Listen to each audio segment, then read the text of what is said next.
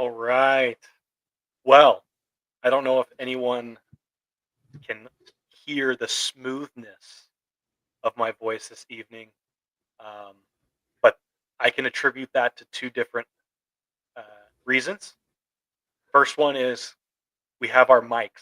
We have finally upgraded to a mic for silky smooth We've been voice. sitting on them for months. This was a They've been Christmas thing tough. that we've just been moving to. Yeah, Yeah, accurate. But the other reason is because my co-host here, Kevin, is a bit froggy this evening. So I'm going to be hosting.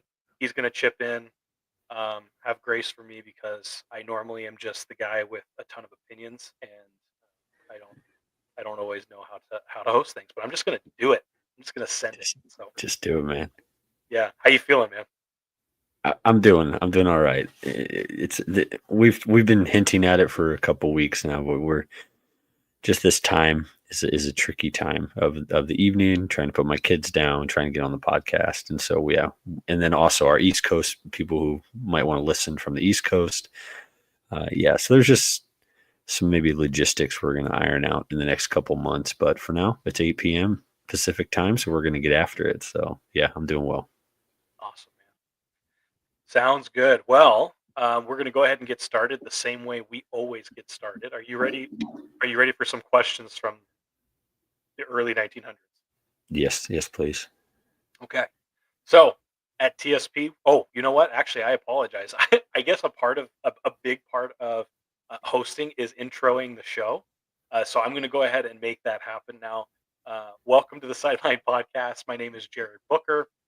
My co-host Kevin Showalter on the other side. Um, we are two best friends who love football, fantasy football, and all things sports.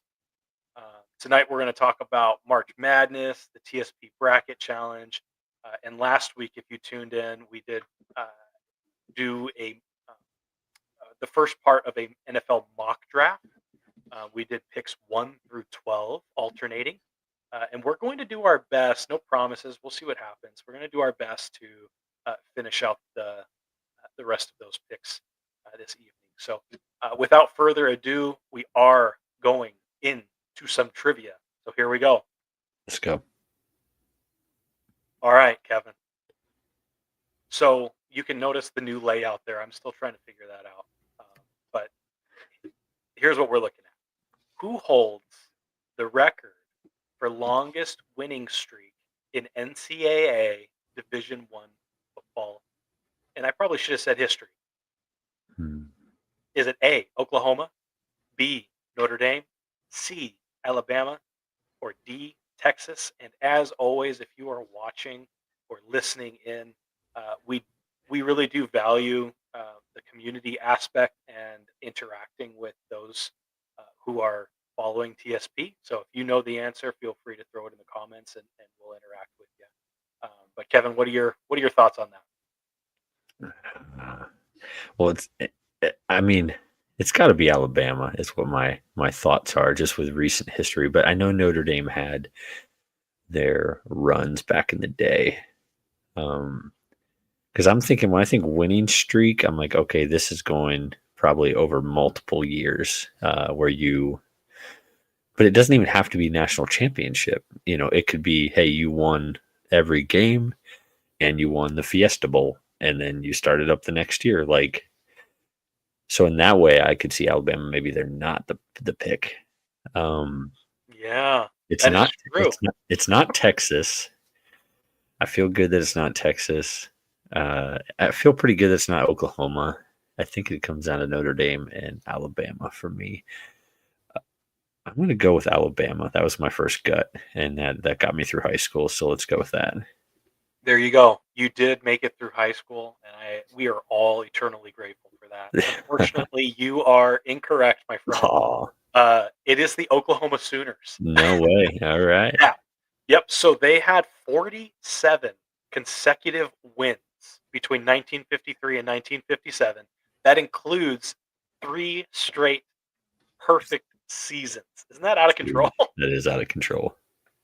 Yeah, I hate giving the Sooners any credit at all, but we had to do it. We had to do it. So, All right, second question. You are 0 for 1. Let's see if you can finish out 1 for 1. So, we're huge fans of Deion Sanders on this podcast. He just signed a 5-year contract extension valued at $54 million. Who is the highest paid college football coach on an annual basis? Is it A. Ryan Day at Ohio State, B. Kirby Smart at Georgia, C. Dabo Sweeney at Clemson, or D. Uh, Steve Sarkisian at Texas? I want to say it's Dabo. I feel like I remember this past summer him getting a contract extension and it being a large amount. I mean, they all could be worthy of it. Like Sark hasn't accomplished anything, but he's got that Texas money. Um, yeah, I'll go Dabo. I'll go Dabo C. Final answer. Going to see Dabo. Does any one of your the 6 people listening in, you have anything to say on that? Do you disagree? Because if you do disagree, you would be correct to do so because it is not Dabo Sweeney. It is actually B. Kirby Smart. So Okay. he is on a 10-year, Dang, $130 million contract. That's 13.2 million per year. So that is wild. I didn't that realize his is contract was that big. 10 years, yeah, 130 mil. that is dumb money. It That is is dumb. that is wild. That That is is wild. so. Well, I guess I did a good job picking the trivia for today because you went 0 for 2. But there's no shame in that. We'll do our best uh, to get you 2 for 2 next time. So uh, as we move on, March Madness is in full swing. I mean, we just had 2 of the first games for the Elite Eight. Is that correct?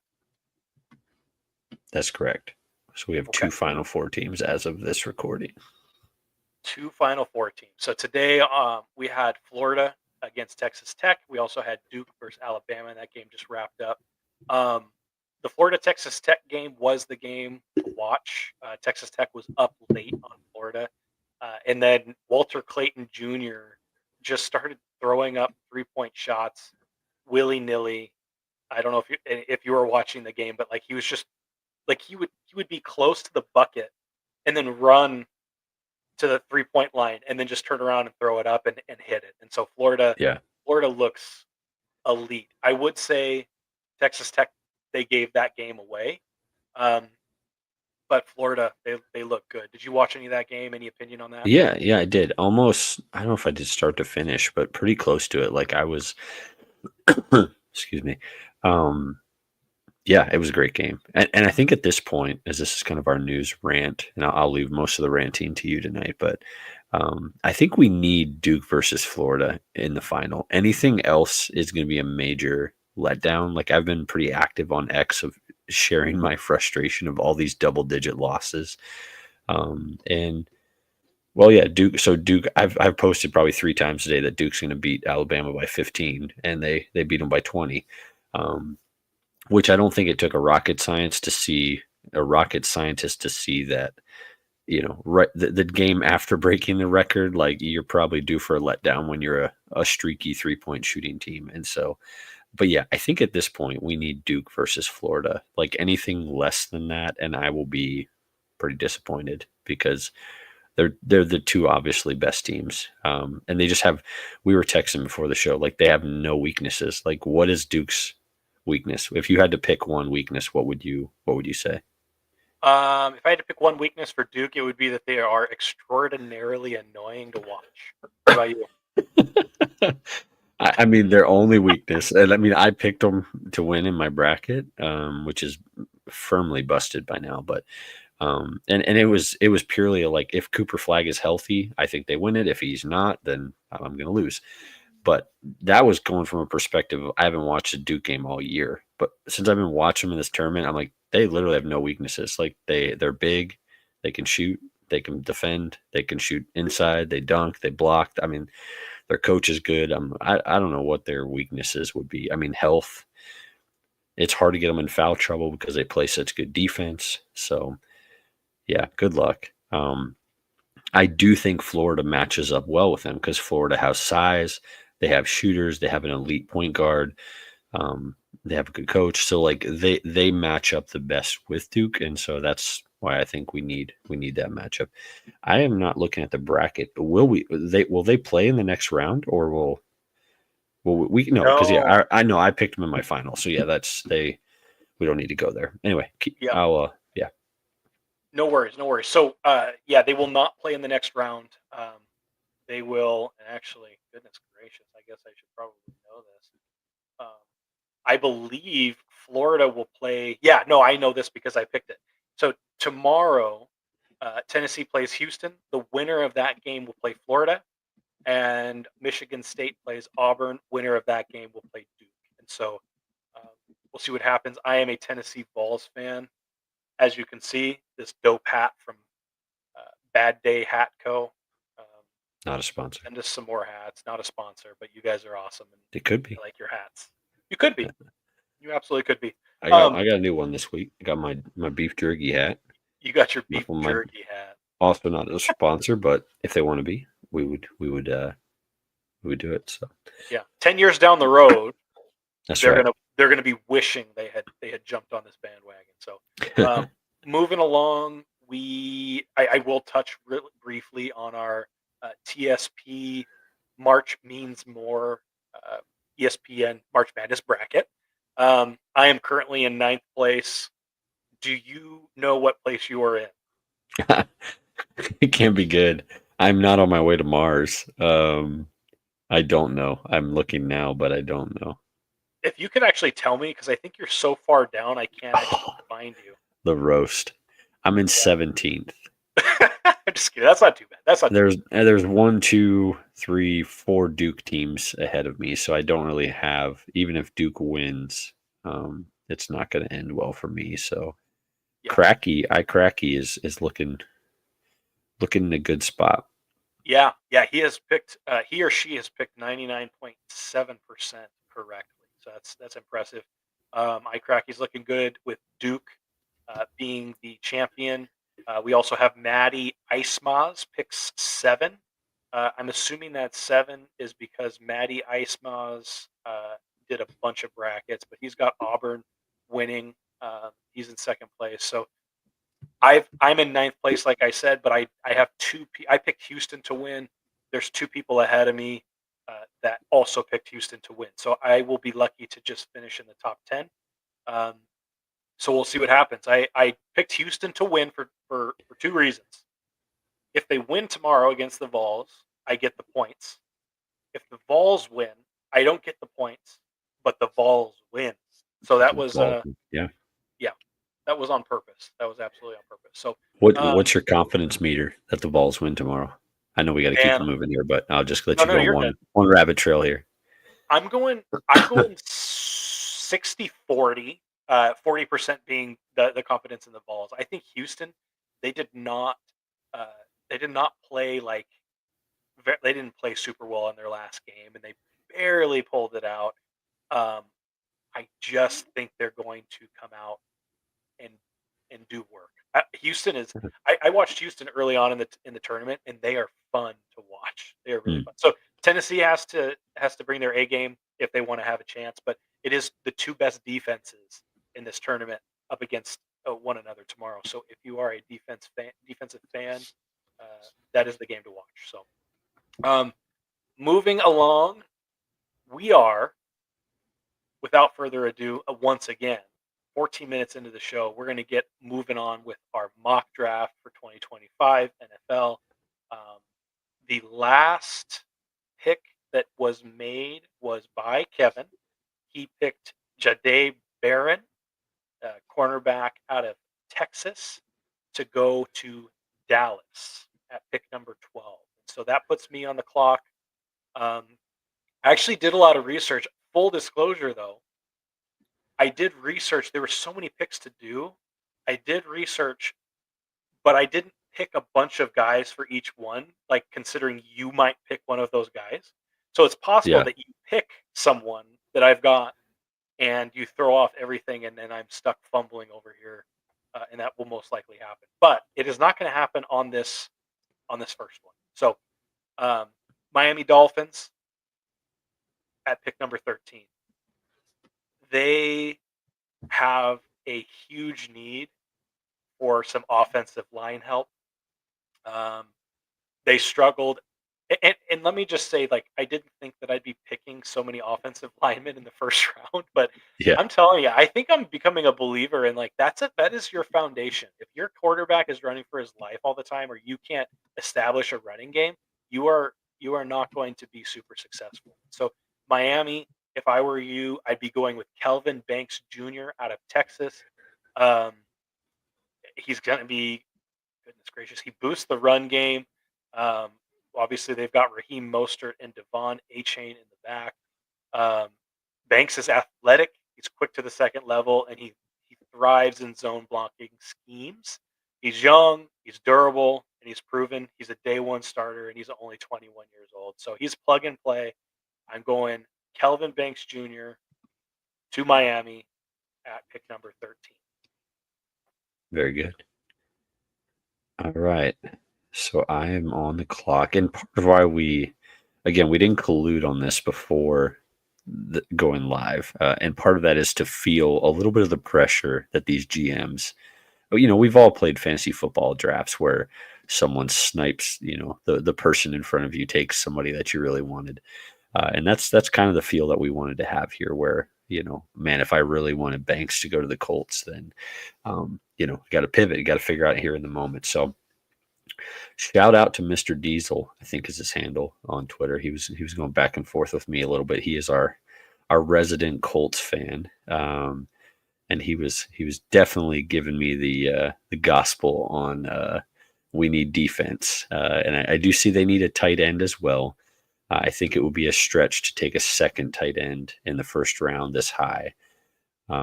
So looking at defense, we've got Jaheed Campbell and Will Johnson are the two guys that I'm kind of looking at here for the Colts.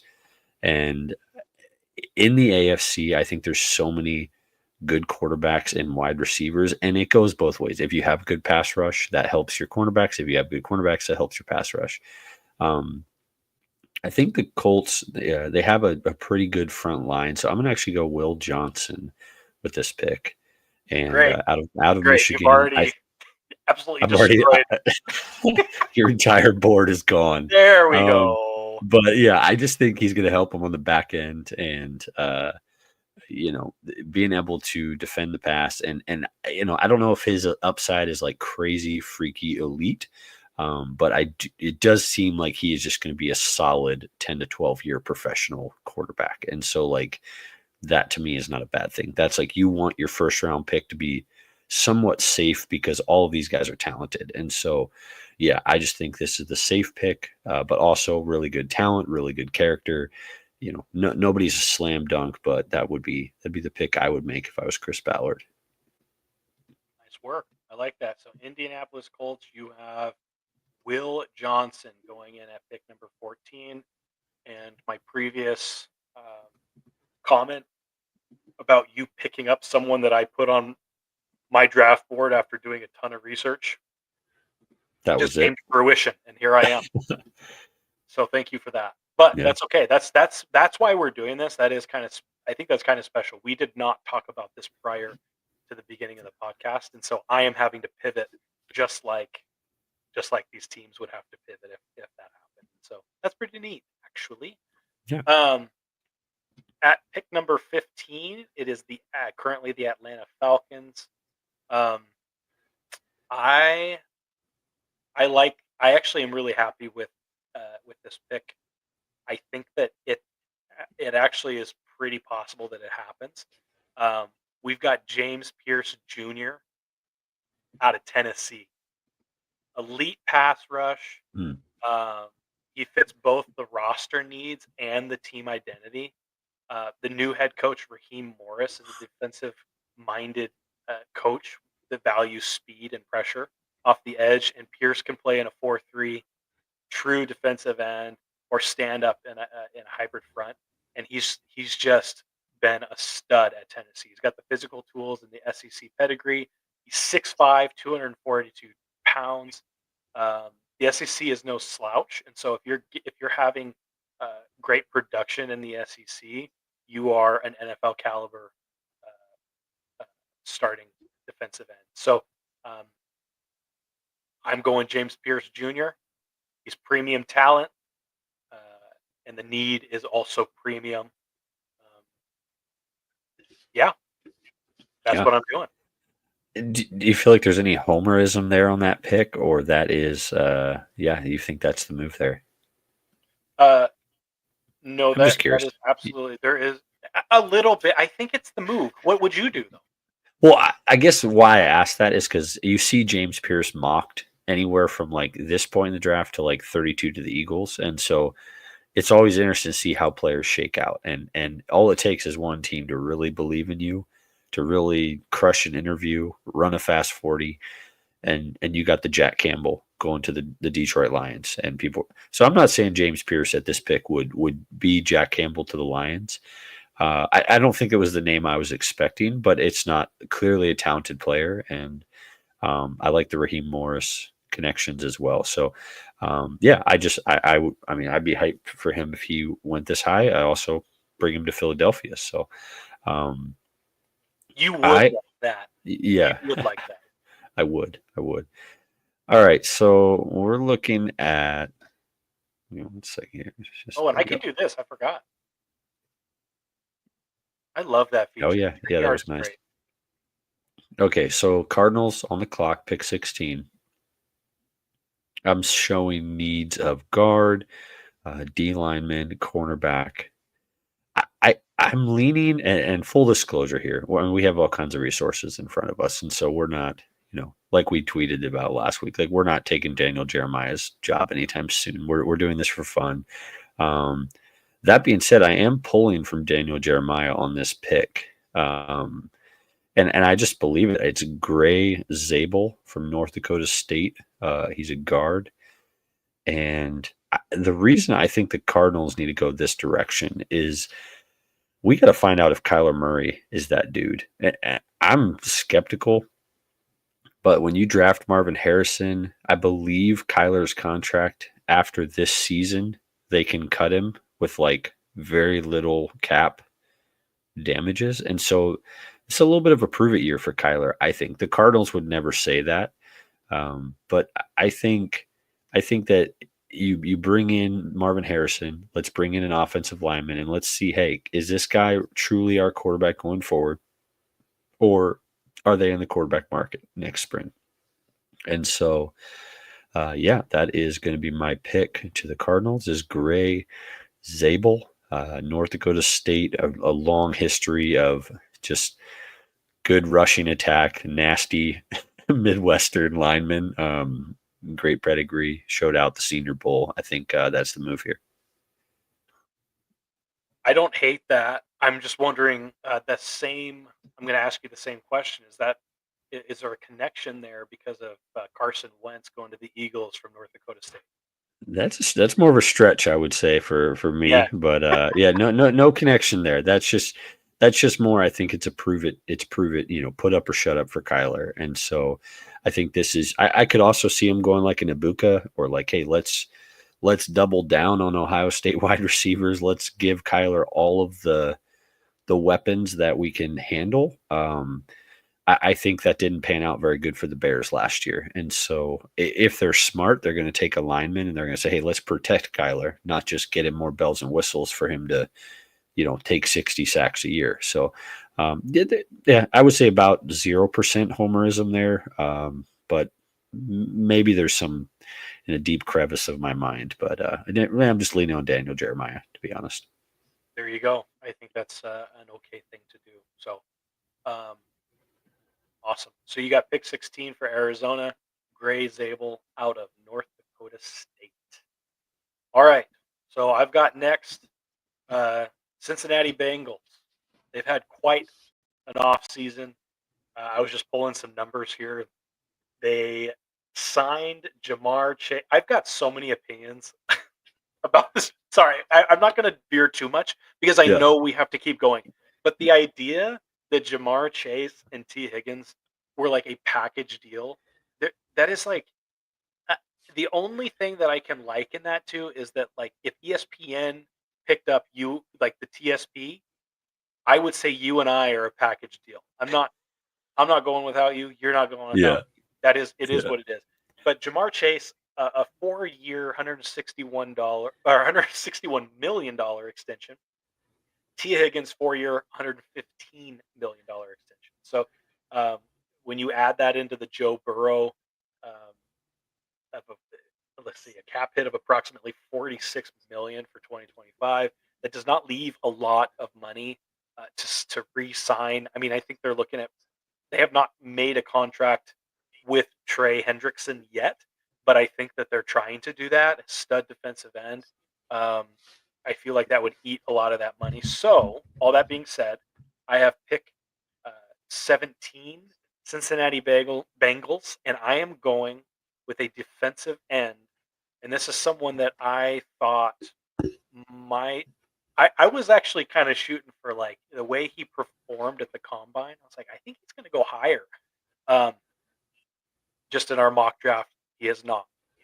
But without further ado, we've got Shamar Stewart, defensive end, Texas A&M, 6'5", Yeah. 267, um, just explosive speed. He recorded a 4.59 40-yard dash.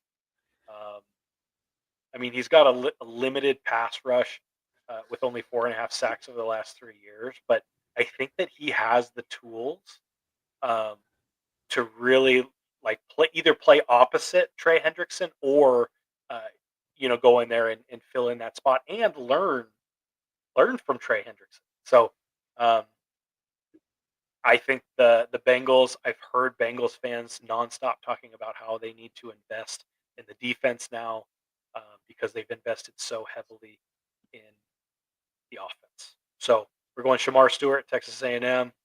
He had some crazy combine numbers, and I think that he would be a stud at Cincinnati. Yeah.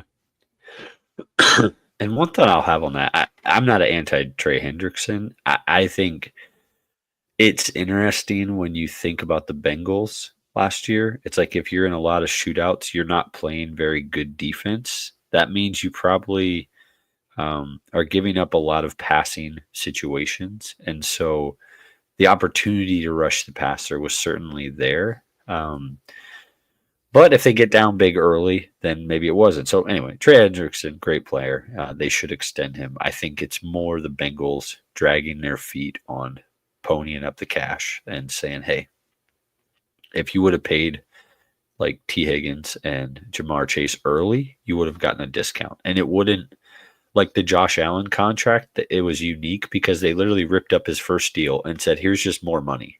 But most times when you get a new deal, they're just adding it on to the end. And so they could have given Jamar Chase $35 million extension 2 years ago, and he's still probably going to play out that rookie deal and then have the money on the backside. And you just gave him some money up front. And then if you do that, your cap numbers are ridiculous. Case in point, the Eagles. And so,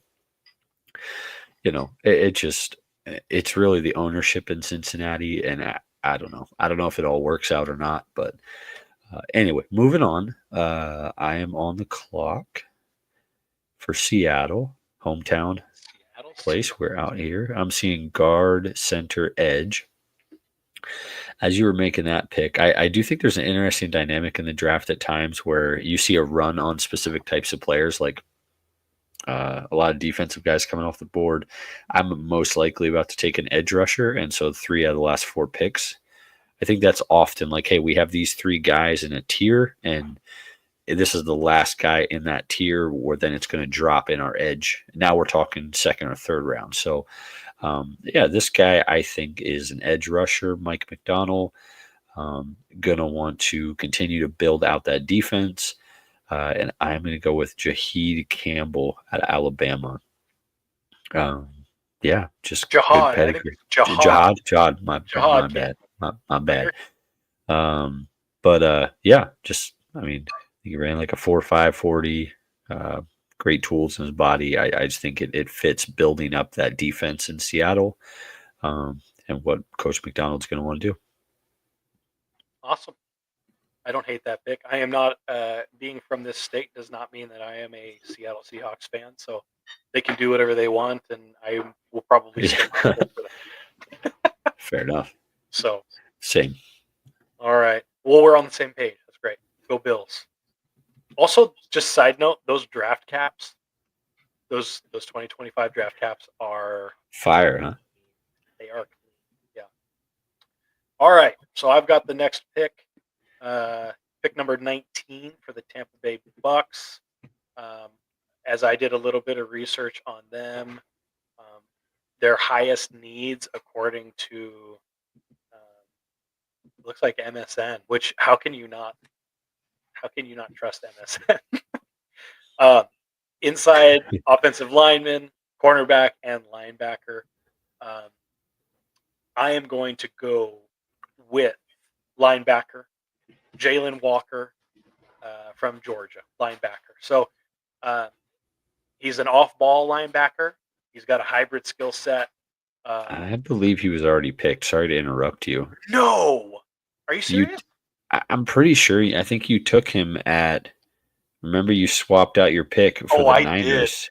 I am so You disappointed that I dirty did dog. that on live. On I live, did you're that like, you know live. what? I'm gonna pick a guy twice. Yeah, you That's took what I. him at. It's all good. It's all good, man. That's how I do it. So I'm just gonna have to go. I'm gonna go. I don't have. I'm not gonna have any information, but I do believe um, that they need a linebacker. So I'm going Demetrius Knight Jr. out of South Carolina for the same reasons, which were uh, the. Let's see here. You've got Levante David. He's a franchise legend there, but he turns 35. Devin White left in free agency, so there's a major hole in the second level. Tampa, they do need a long-term successor uh, to take over the leadership and coverage responsibilities. Um, so I don't know, like full disclosure, I did not do a ton of research on that on Demetrius Knight Jr., but NFL Draft Buzz does have this guy in at number 3, 6'2", 245. Um, Apparently, he's a classic downhill Mike linebacker with elite straight line speed.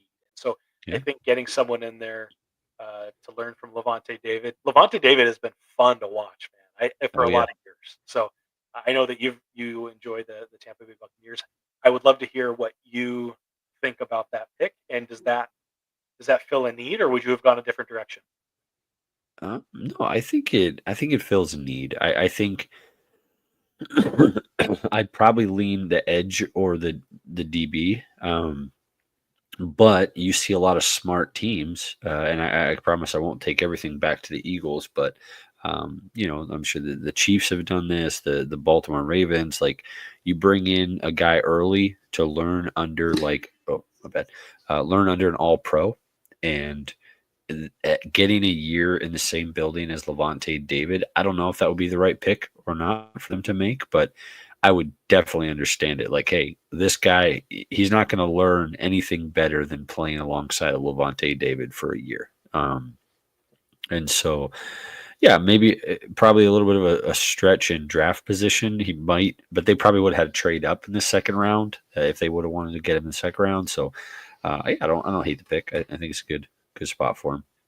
If I Um, had not double picked somebody, I would have probably not not picked Demetrius Knight because yeah, it's a little bit. yeah, I got you into a pickle there.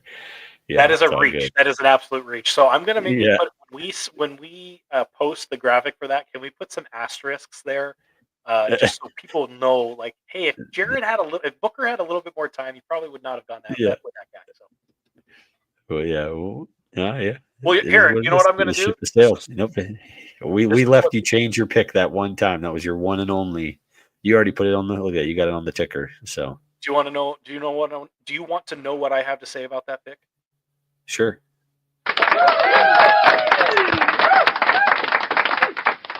You may continue. You've been waiting all night to hit one of those buttons. I wanted to hit the button so bad. All right, I'm on the clock with the Denver Broncos. I'm showing needs of running back, wide receiver, center, defensive lineman on the interior. I don't know if they need a running back. I never mind. I'm not going to go down the old. Who's my Notre Dame guy that got me so worked up at Campus Canton last year? Oh, we Oh, got to tell that story. Oh, what's his name? give me a Running second. back. Yeah, pull up his name for me. It was like there was a fab situation in the league, and pretty much I think I submitted a bid, but it didn't go through or something like that. And anyway, the whole season I was so beefed about this guy not being on my team, and now he's gonna be a great Campus Canton asset because I think he's got a real shot in Denver to be their lead dog. Audric Estime, man. There it is, Estime. There's my guy. I couldn't even remember his name, but he's my guy. Yikes. So yeah, I can't pick a running back here. I mean, let me tell you, if Genty was still on the board, then I'd be taking running back here. Um, he's off the board. I think it's a little early, probably. Well, we're at pick 20. Um, let's see, wide receiver, center. Let me look at this other. I feel like there's not really like a first round grade center. Yeah, Jared Wilson out of Georgia, Seth McLaughlin, Ohio State. Again, any of those guys, I think we could come back around in the second round and get them. I'd probably lean both if this is my team and if I was making this pick, like don't reach too far on like a need. Like try to pick the best player and hopefully that fits a need. That's not always how things shake out, but like in general, you want to pick the best player. And so I'm going to probably go more that route here. I see Malachi Starks is another interesting one of like ridiculous talent, and I think um, I don't think he's going to fall to the Eagles like I once did. Um, did Mikal Williams? Did anybody has he gone already? Is he off our board? I don't think so. Hmm, that's yeah, ranked No. 26.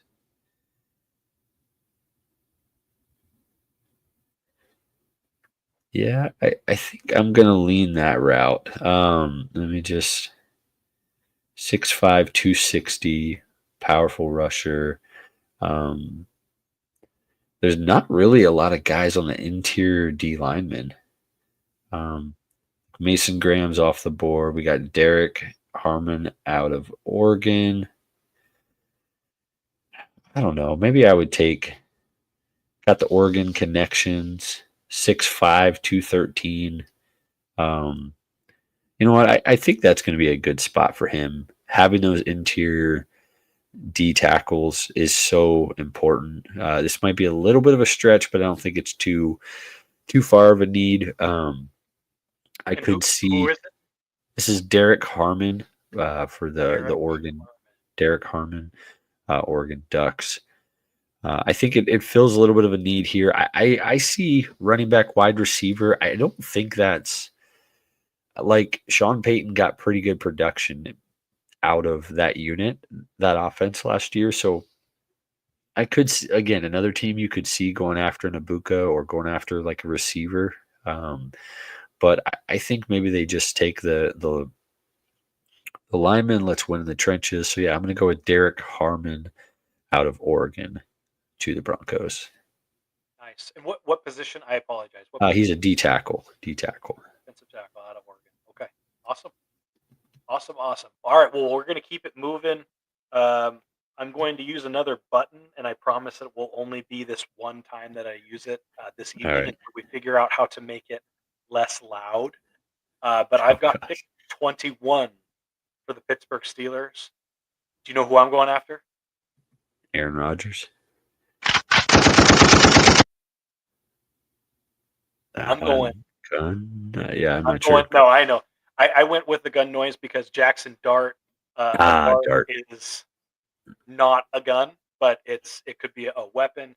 Um, Currently, you have Mason Rudolph and Skylar Thompson Yep. over there in Pittsburgh. I know Aaron Rodgers has been on the in the conversation, but I am not a GM. I am not a head coach. But Aaron Rodgers and Mike Tomlin are like oil and water. Mike Tomlin does not have time for that nonsense, and Aaron Rodgers, I just don't. I think the drama needs to continue on. That is just my own opinion. So I'm going Jackson Dart to the Steelers because Pickens and Metcalf are elite wide receivers, and they need someone to throw them the ball. So we got and Jackson Dart did a pretty good job in the combine. I think he raised his draft stock.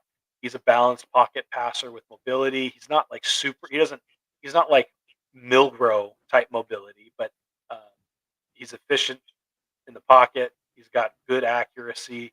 Um, he's got great passing yard or like a career high in passing yards, low turnover rate. I feel like those are the types of things that are important to the Pittsburgh Steelers, just the fundamentals. He's also just like he's a tough player. He's got grit, and so I think he's kind of like that. When you think about the Pittsburgh Steelers, you think like the Jerome Bettis, like just the tough DNA. So he's tough in the pocket, willing to take some hits and bounce back. Blue collar, hard nosed, lunch pail guy, Jackson Dart to the Pittsburgh Steelers. So I think that he probably would come in and compete right away. Yeah. And I think one of our rules here for this draft was no trades. And so it'll be interesting to see. Like, so far, we've had two quarterbacks go in the top 20 picks. Or in three now in the top. No, yeah, we're at 21. So we've had two quarterbacks go in the top 20 picks. Even in a down year, I'd be shocked if that's how it actually shakes out because teams are just desperate for quarterbacks. And so, Yeah. yeah, I could see. But I think if Dart is there, or a Milrow has been floated around, I could definitely see Pittsburgh. Even though I heard something this week where last time they kind of waited for a quarterback to fall to them late first round was Kenny Pickett, and it didn't really work out so well for them. Um, yeah, I think that Pittsburgh you got to have, even if Aaron Rodgers signs tomorrow, you got to have like a young, and that would probably be the ideal scenario for them is Rodgers signs, you have a starter, no matter how you feel about him, and then you can bring in Jackson Dart to sit, learn the NFL game, and develop, as a passer. So, very very nice pick there. I think he's got all the tools to be. I have my beef with Lane Kiffin, but I think Jackson Dart is he's more mobile than I think people give him credit for, and yeah, can definitely spin it. So, um, let's see. So I am on the clock with the Chargers. The Chargers were your team before The Bills before before the they moved Bills. to LA. The I was LA, born in yeah, San Diego, and you had Danian Tomlinson, Junior Seau. Those were the days, man. But yeah. yep, no longer. So if it's all right with you, again, I'm a little froggy tonight, and if we do, why don't we do a couple more picks? I don't want to take the reins here from the hosting, but why don't we go up until say about pick 24, 25, and then we will do a part three.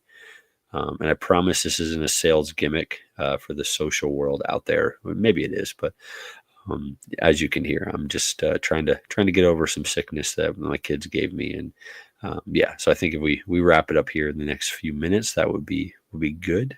And yeah, so I will make my next pick now. The Chargers, wide receiver, tight end, D line. I mean, this one kind of writes itself.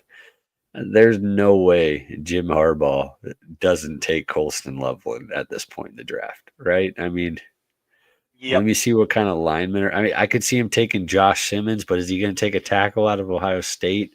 He's not taking a tackle out of Ohio State. that's so interesting. Do you think that he genuinely like that hatred runs that deep? I think less than the hatred runs that deep. I think when he looks down and he sees, well, so I could see this. I see Kenneth Grant actually, and what was that? I wasn't showing up when I took Derek Hammond. It's interesting because I've got one sort of draft board in front of me, and it's got Kenneth Grant ranked 17, ADP of 19, but then on my ESPN one, he wasn't even showing up as the D tackle. So maybe it's just what his position is called. Oh no, I see him there. But yeah, in on ESPN, he's ranked the 35 overall player, so more of like a second rounder. So, do I trust PFF or do I trust ESPN?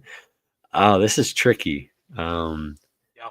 Because I'm showing both needs. I just think Jim Harbaugh, offensive guy, Colson Loveland's going to help their. He's going to help their O line. He's going to help Justin Herbert. He's going to help them win games.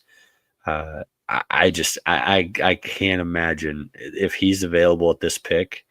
I can't imagine Jim Harbaugh doesn't make it. So I'm going to go Colson Loveland. Probably a reach, but again, I think he wants to bring in his guys. Hey, this guy knows the culture. He's Jim Harbaugh's kind of guy. He's probably recruited. Harbaugh's been in this guy's living room, and you could say the same thing for Kenneth Grant. And so it's really a toss up between either of those two guys. But in the end, I think I'm going to go Colston Loveland to the Chargers. To the Chargers. All right. I like it. I like it. I like it. All right. Keep moving along. I have pick 23, Green Bay Packers. Um, you've got Jordan Love there. Uh, I think their biggest need. Well, I guess there's a way for me to check that. Biggest need, they have a quarterback, offensive lineman, and wide receiver. I went ahead and decided to address their wide receiver.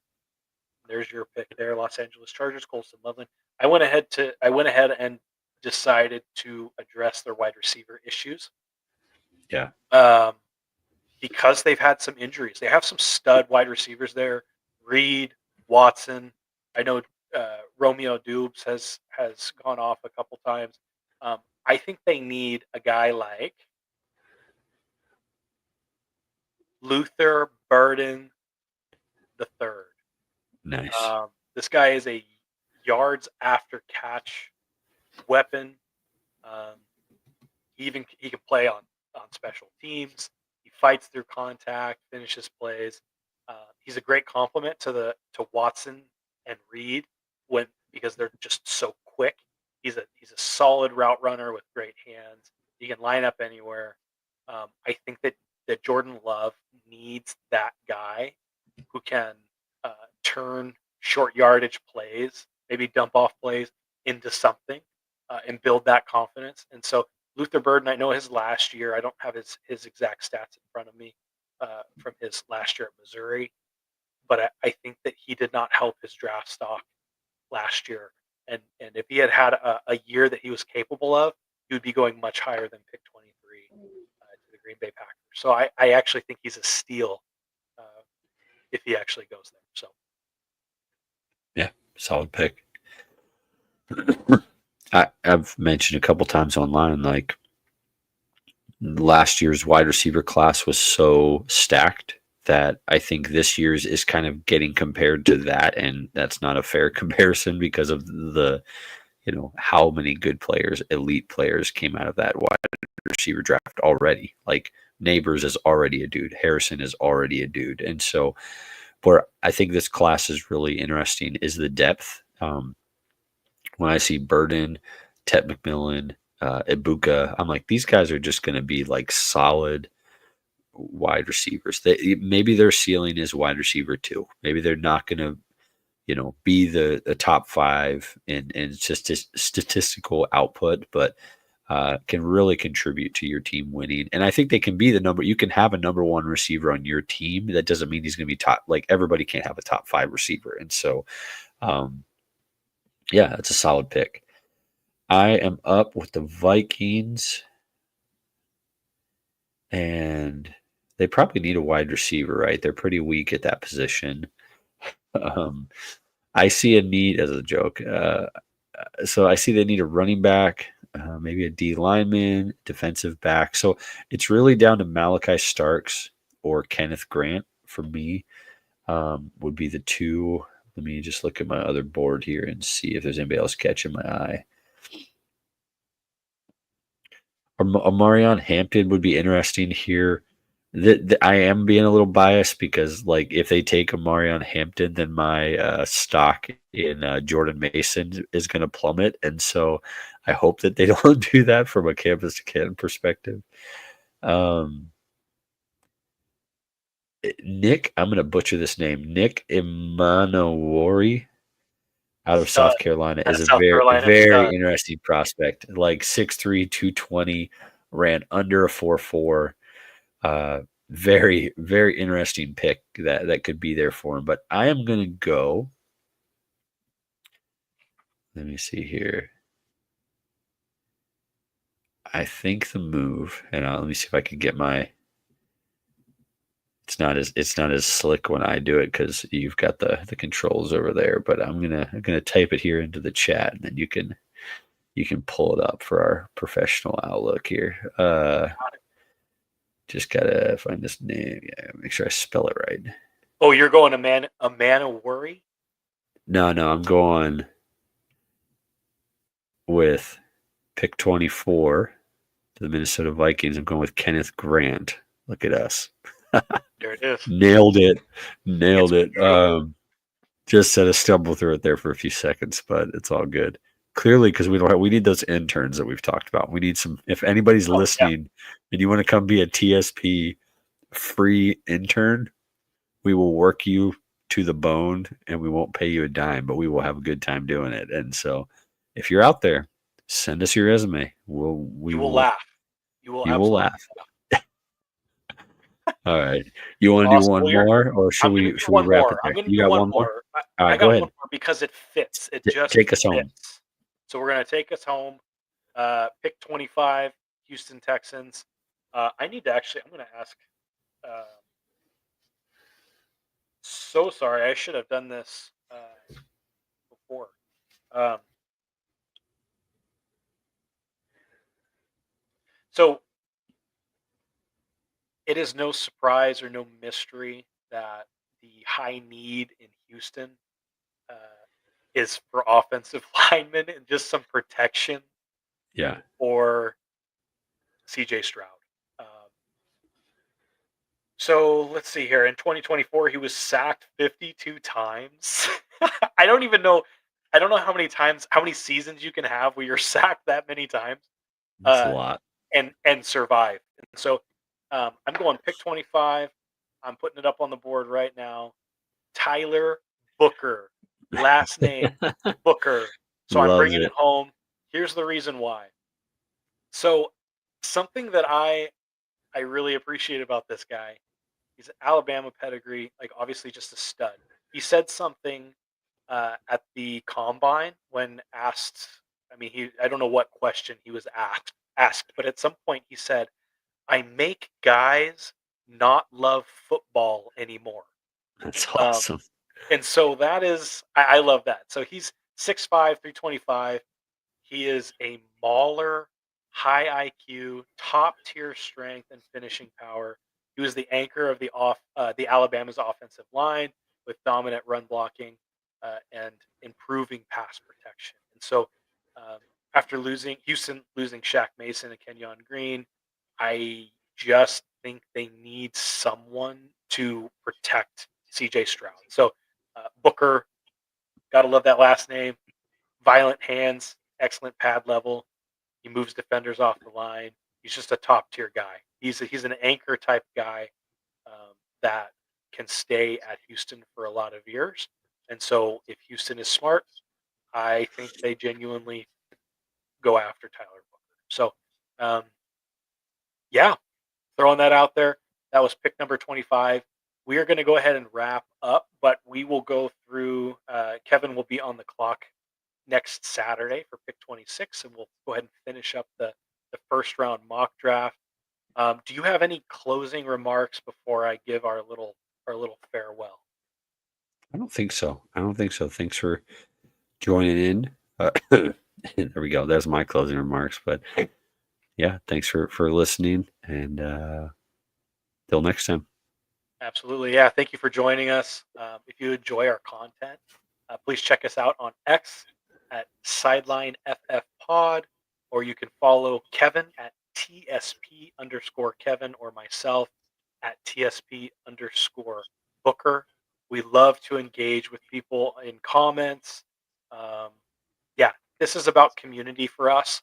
It's something, sports is something that has kept us best friends for a lot of years. And so we want to bring you into that. Thank you so much for joining us, and we look forward to interacting with you later. Night, Kevin.